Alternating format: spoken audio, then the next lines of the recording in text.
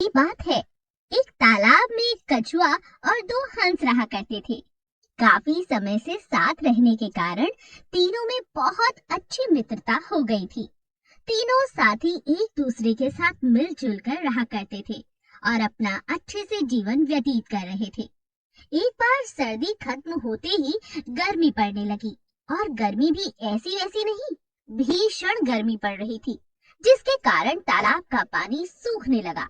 उन तीनों को तालाब सूखने के कारण बहुत चिंता होने लगी। वो सोचने लगे कि अब हमारा क्या होगा। उनका तालाब में रहना बहुत मुश्किल हो गया था। तभी हंसों ने मिलकर एक योजना बनाई कि इस तालाब को छोड़कर किसी बड़े तालाब में जाएंगे। कछुआ हंसों की इस योजना से निराश हो गया, क्योंकि वह अकेला खुद इस तालाब को छोड़कर दूसरे तालाब में नहीं जा सकता था। उसे लगने लगा कि इस तरह तालाब खाली होते ही मैं तो मर जाऊंगा। ना ही मुझे कुछ खाने को मिलेगा और ना ही पीने को, और ना ही मेरे साथी मेरे साथ होंगे। वो बहुत ही ज्यादा असमंजस में पड़ गया और सोचने लगा। बहुत देर सोचने के बाद उसके मन में एक विचार आया। उसने अपने साथियों से कहा, मित्रों, मैं यहाँ अकेले तुम्हारे बिना नहीं रह सकता, मुझे भी अपने साथ ले चलो।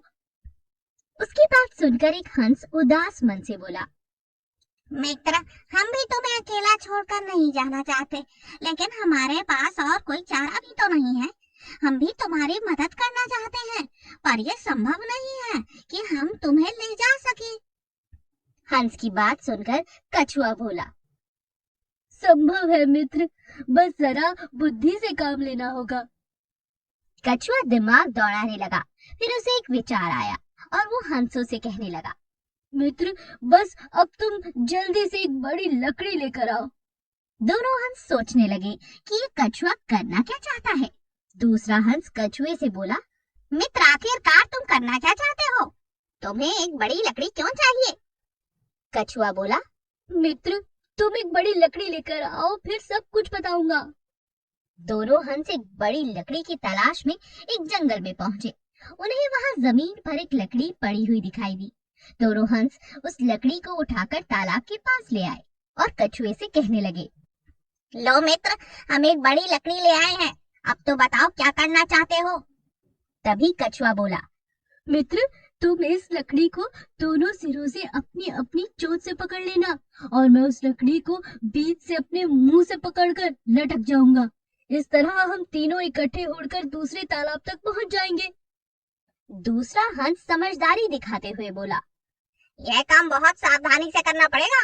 यहाँ से उड़ने के बाद जब तक हम दूसरे तालाब तक नहीं पहुँच जाते, तब तक तुम्हें लकड़ी को अपने मुंह में पकड़कर ही रखना होगा। अगर गलती से भी तुमने मुंह खोला तो तुम नीचे गिर जाओगे और मर जाओगे। कछुए ने खुद को समझदार दिखाते हुए कहा, मुझे सब पता है कैसे क्या होगा, ये सुझाव मेरा ही तो है। फिर क्या, दोनों हंसों ने लकड़ी के दोनों सिरे कछुए के कहने के अनुसार पकड़ लिए और कछुए ने भी लकड़ी को बीच से अपने मुंह से पकड़ लिया और दोनों हंस कछुए को लेकर उड़ने लगे।